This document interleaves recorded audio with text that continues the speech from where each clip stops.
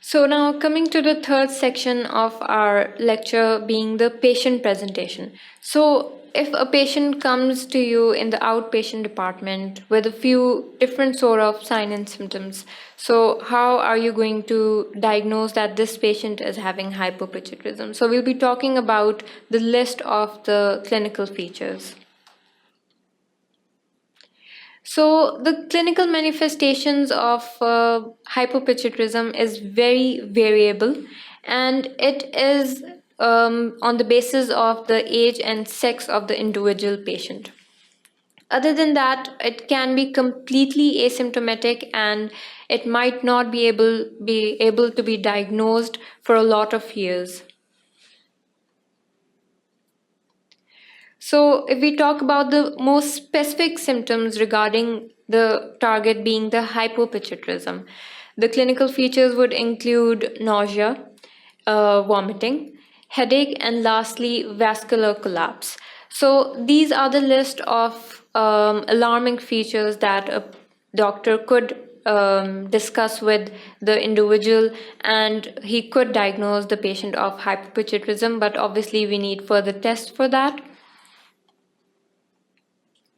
Next, if we talk about the different reasons why we've talked about the causes of hypopituitarism. So now if we talk about specifically the causes and their relative symptoms. So first being the space occupying lesion.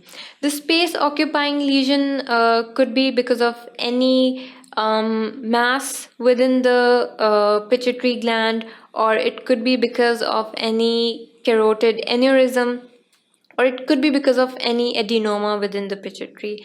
So, the clinical manifestations of a space occupying lesion or an SOL could be as the patient might present with headache, any sort of visual defects, specifically being the bitemporal hemianopsia, which is the loss of vision, which is of the periphery. So, if a patient comes to you and he complains that he has the loss of vision from both the sides, and it's mostly because of the peripheral vision that is being disturbed, so this is an alarming feature.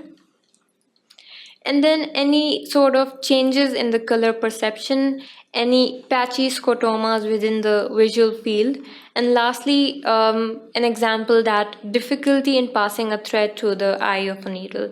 So these are one of the some of the most specific features regarding any space occupying lesion.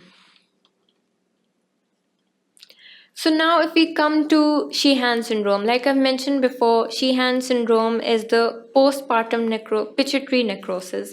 So what really happens is that the portal system of the anterior pituitary vascular supply, what happens that there is an increased oxygen demand of an enlarged pituitary gland, and then possibly that there is any excessive blood within the pituitary gland, and it could be an increased intravascular coagulation. So these are the list of things that are series of events that usually happen within the Sheehan syndrome. So Sheehan syndrome is usually occurring in patients who are females, and it's usually after having a delivery done. So that is why it's called as the postpartum pituitary necrosis.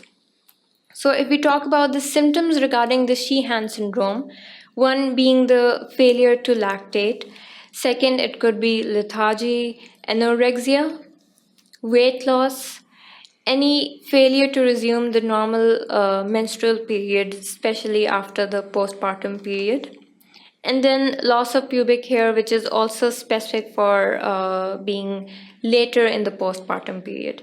And sometimes the patients, they also usually present with very subtle and some sort of clinical features that are not diagnosed by the clinician. So it's very necessary to have a very thorough history and a very thorough examination of the patient, whoever comes into the outpatient department. So coming to another sort of a syndrome which is called as the Simon syndrome. It is also called as the panhypopituitarism. The reason why it's called as the panhypopituitarism is because the reason is that there is a deficiency of the pituitary hormones, which includes the interior lobe. So all of the hormones that are released from the interior lobe, that is the adenohypophysis, there is a deficiency of that. So the mixture of all these deficiencies, they usually result in hypogonadism, and it results in hypothyroidism, and also some sort of adrenal insufficiency, and also specifically because growth hormone is also released from the anterior pituitary gland, so there is a deficiency of the growth hormone. And then the clinical manifestations is, it could be because of the partial defect or the complete defect. So if we talk about the clinical manifestations of Simon's syndrome, these are the list of symptoms. The patient might present with pale skin and could be very lethargic, and he would feel very, very weak and have a lot of fatigue.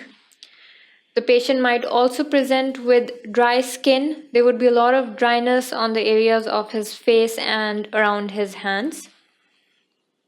The patient might also have low blood pressure. And lastly, the patient might feel very cachectic. As you all know, that cachexia is a condition in which the patient feels very weak and feels that there is a lot of wasting of his muscles. And this is usually in patients with very, very serious illnesses.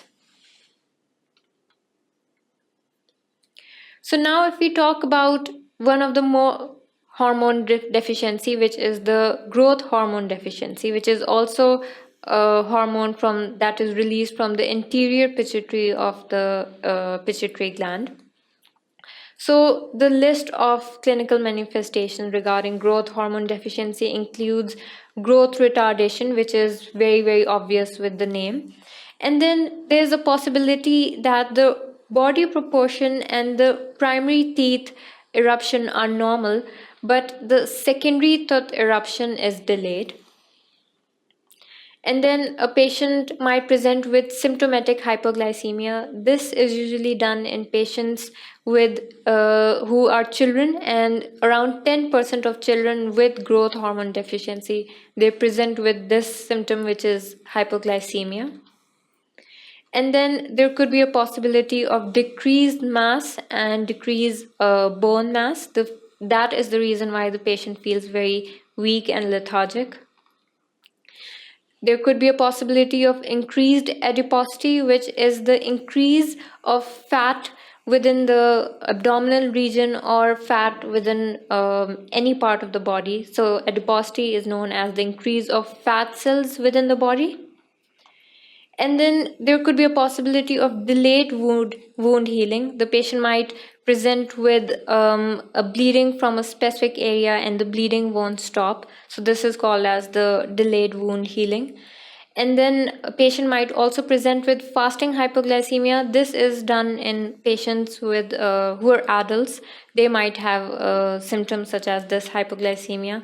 And lastly, anemia of hypopituitarism is also one of the clinical manifestations of growth hormone deficiency.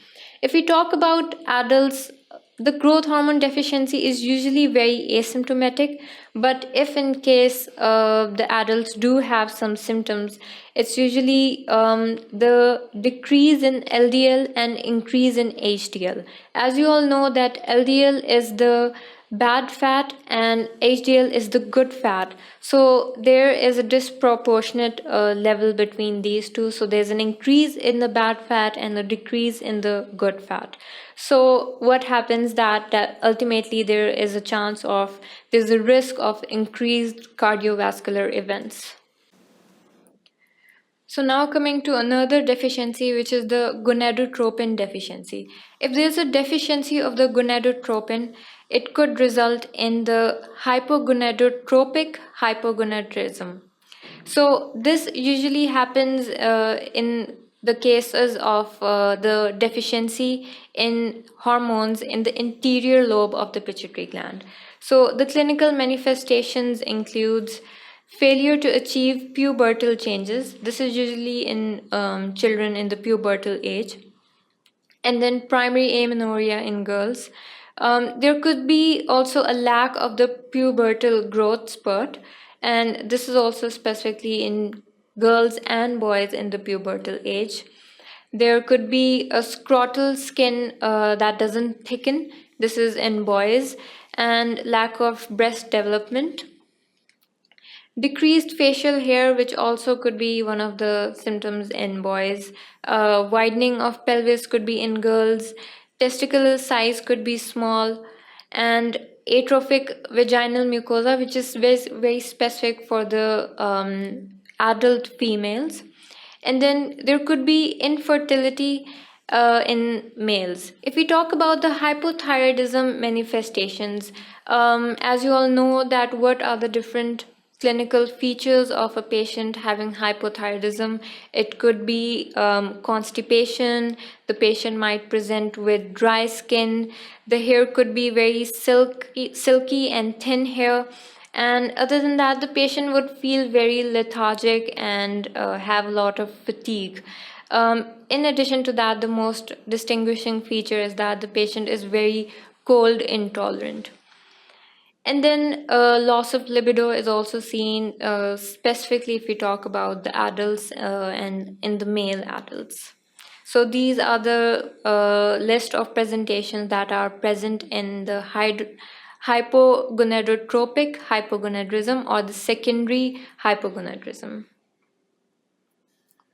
If we talk about the last sort of deficiency, which is the ACTH deficiency in the anterior lobe of the pituitary gland, this usually results in the deficiency of the cortisol secretion, and this is referred to as the secondary adrenal insufficiency.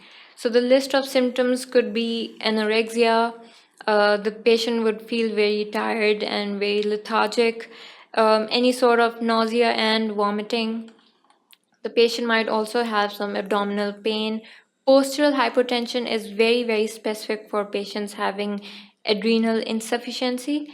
And lastly, vascular collapse. There could be a decrease in the blood pressure. Other than that, the clinical features, they usually resemble the primary adrenal insufficiency and the diseases such as the Addison's disease.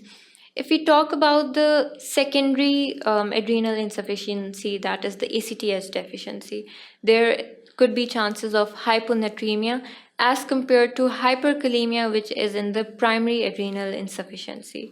If we talk about hyperpigmentation, that is usually seen in the primary adrenal insufficiency, whereas patients with ACTH deficiency, they usually have problem with tanning when exposed to the sunlight. And if we talk about ACTH deficiency as a whole, the symptoms are usually very mild, and they also could be very asymptomatic, and it could go undiagnosed for a very, very long time. So we've talked about all the different clinical features regarding each and every deficiency of the anterior pituitary gland, which is the growth hormone, the hypothyroidism, and then deficiency in the other hypopituitarism hormones.